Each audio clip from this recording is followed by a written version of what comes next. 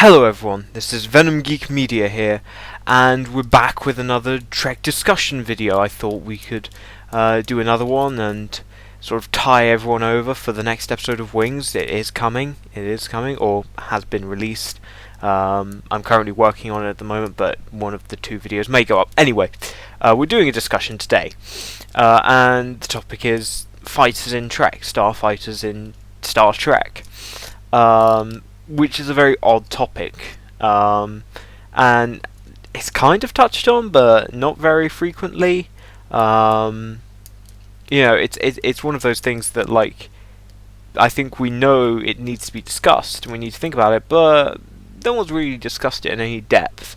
I mean, Trekyards did a video on it in as much as they acknowledged it and that it's weird, but beyond that, we don't have any explanation. So I'm going to try and come up with an explanation. So, to be clear, for this video, I'm not going to talk about anything concerning the 23rd century or the 22nd century, because I don't think fighters were particularly relevant in either.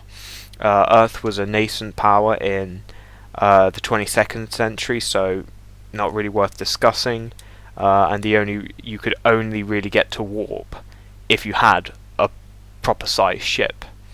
So fighters were just out of the question, and ships were too small.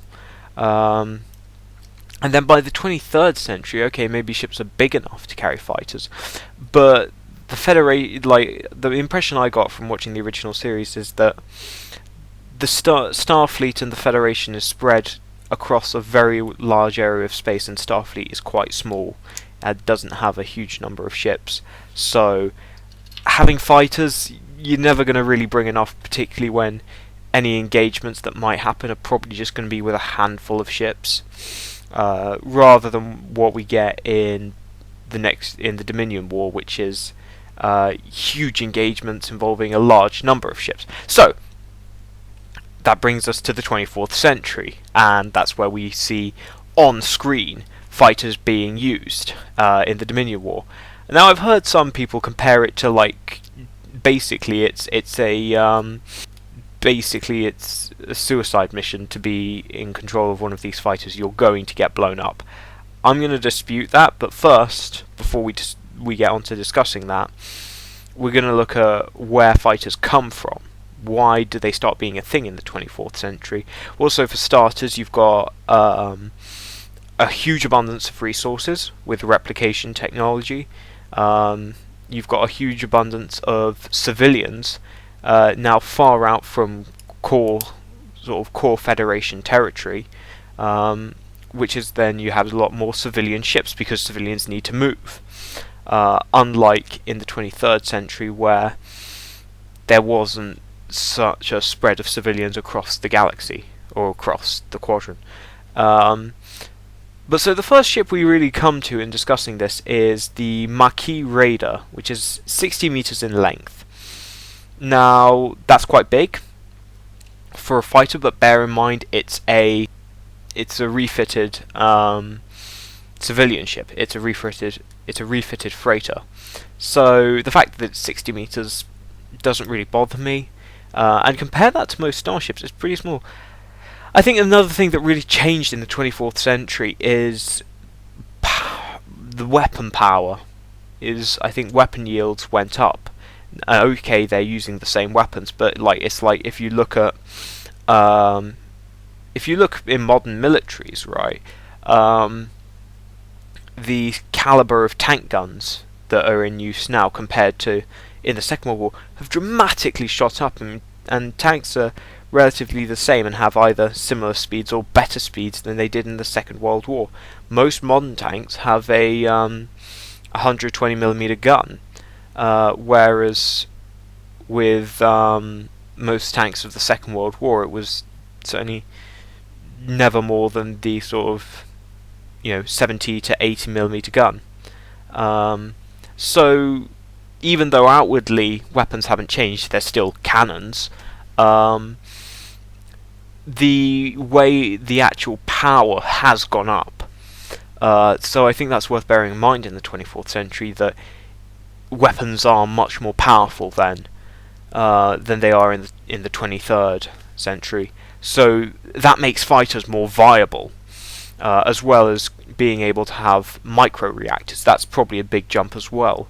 You look at the 23rd century, it's only really towards the end where they develop that warp core. If you look in the original series, they still have that whole big engine set up, in the original series, and it's only by the films that they get a warp core. And once that warp core technology comes along, then you start getting they're looking at miniaturizing it, and that's why you get stuff like the Defiant, which has like a miniaturized warp core. And I'm presuming these other ships do, because they have to be in order to be able to go to warp. Otherwise, they would not be viable interplanetary transports. So with that in mind, it kind of makes sense that now there's this technology that's quite commonly available that you can actually start doing real damage, from the perspective of the Marquis, so that actually these raiders become viable. And we see them against Cardassians. Bear in mind, Cardassians have lower technology anyway, and they're able to swarm the ship in numbers. Now here comes to the main point, which is I think why we see them in the Dominion War. As we know, in Star Trek, starship combat is capital ship combat. It's ship-to-ship weapons. And yes, okay, they're quite precise, but they're designed to hit other ships. They're not designed to take on swarms of fighters. And you might say, oh well, with the targeting technology, you could easily hit a fighter, and that's probably true. You could, but that's one fighter. That's one fighter amidst a swarm of fighters. All the while, they're all still shooting you, and you only got one shot, one kill. And if you miss, then you're in trouble. Because also you probably have a comparatively low rate of fire. Certainly not as much of a rate of fire as that swarm of fighters will have. So that's probably why. And also, we see this in... and okay, it's Mirror Universe, so it's a little bit weird. But you see in... is it Emperor's New Cloak? DS9? The one where the Defiant attacks Regent Worf's huge Negvar flagship, and it just gets in really close and they can't hit it. To an extent, that's what you're seeing with fighters, in that you can't zero in properly because they're too close. It can't properly aim. So I think there is some validity to that. So that's kind of why I think, and systems probably improve to compensate and react to that, but nevertheless, fighters are still a threat. So then we come to the Dominion War, where we see the Peregrine class fighter, and we also see carriers. It might also be worth pointing out that the Akira was not the first carrier. If you look at the Constellation class, that's also very clearly a carrier. It's got like 4 shuttle bays on board. But granted, you might say it's more of like a exploration, whatever. It probably wasn't as military minded, but certainly fighters were, or having a large number of auxiliary craft was seen as important, even in the early 24th century. But going back to the Peregrine, which would be brought into action by the Akira class and other carriers, and you see how they're employed. They're employed in what I would call skirmish order. They're not inflicting serious damage in any of those battle scenes we see.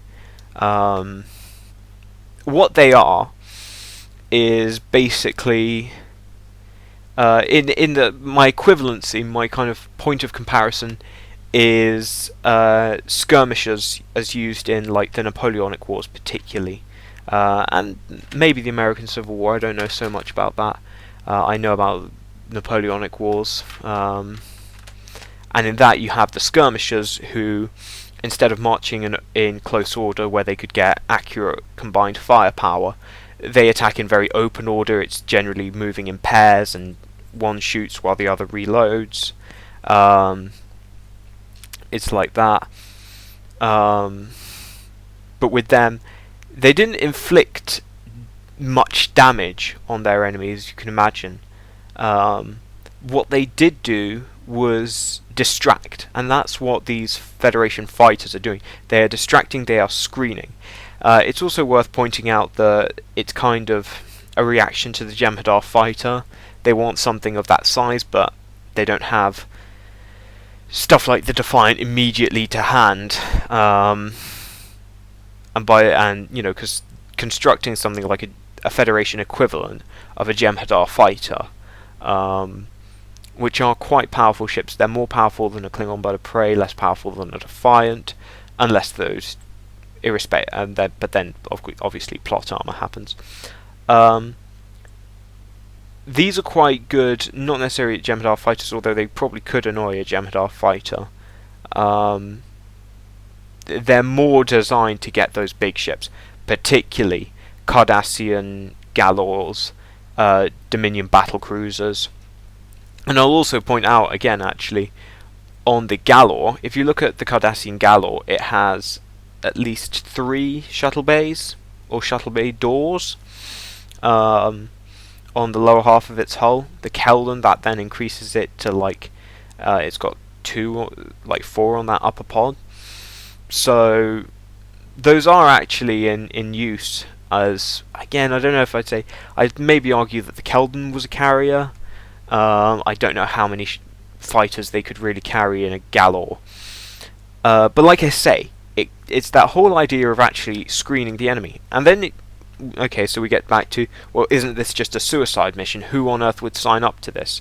Bear in mind how large the Federation is. For some reason, they didn't issue conscription during the Dominion War, which seems very strange because it was a total war scenario. Certainly, the Dominion were putting every effort into it. Quite why the Federation weren't, I don't know, it just seems irresponsible. It just sounds like some politicians wanted to be re-elected. And maybe that would actually have, ended the war sooner for the Federation. But here's the thing: being a fighter pilot, you're not a big target. You'll probably, in terms of statistics, if you look at casualty statistics, you're probably not going to be too bad. Yes, okay, your ship is paper thin, and you can be destroyed very easily, but that's implying that they even bother shooting at you. Because, okay, the battle we see in Sacrifice of Angels, I don't think is a good example, because Sisko sends in wave after wave of these craft that are normally there to be skirmishers. They're also meant to, I think, harass enemy ships and basically stop them from leaving the battle zone and repairing any damage. They're meant to constantly harass the enemy and slow them down and just annoy them and make a nuisance of themselves. But generally they'll be doing that supported by other ships, by destroyers, by capital ships, and so on and so on. And in that battle they're not. Normally, if they were being supported, then the Dominion ships are not going to shoot at them, because they are just small fry compared to the Miranda destroyers or the Nebula cruisers. Those are bigger threats to you than those little fighters. They're annoying, yeah, but they're not an actual threat. So actually, in most engagements, you probably have a very high chance of survival. Because the fact of the matter, to try and hunt you down is more trouble than it's worth. They'd have to send, if they wanted to take out these fighter squadrons, they'd have to put in several squadrons of Jem'hadar attack ships, or Cardassian Hidekis, which no one really wants to do. That's not what they're designed to do. What those ships are designed to do is attack big capital ships in waves, in groups of 3 or so. They're not designed to chase after fighters. Now you can chase after fighters, but it's going to be a massive waste of resources, and you may well leave other ships vulnerable in so doing. So it's interesting because it's not something the Dominion really copy. They don't seem to have any fighters. They have their attack ships, but that's not the same as a fighter. But certainly for the Dominion War, fighters were very viable. It's not necessarily that they were tactically effective as they were psychologically effective. And it was probably a very good way of, you can train those, because I think you can train, compared to other officers, you could probably train a fighter pilot pretty easily. A fighter is not as complicated as a starship, and I think they could probably make it very easy. So you could probably easily train. So if you wanted volunteers, then I think fighters probably make a very useful thing. And for the most part, it's fine because actually casualty rates aren't going to be that high for them. They're there as skirmishers, and most of the time the enemy's going to be preoccupied with other things. So that was my ramble. Those are my thoughts on fighters in Star Trek. But what are your guys' thoughts? I'd be very interested to have a discussion with you guys in the comments. It's a very interesting issue. So yeah, let me know in the comments below, and I will see you guys in the next video.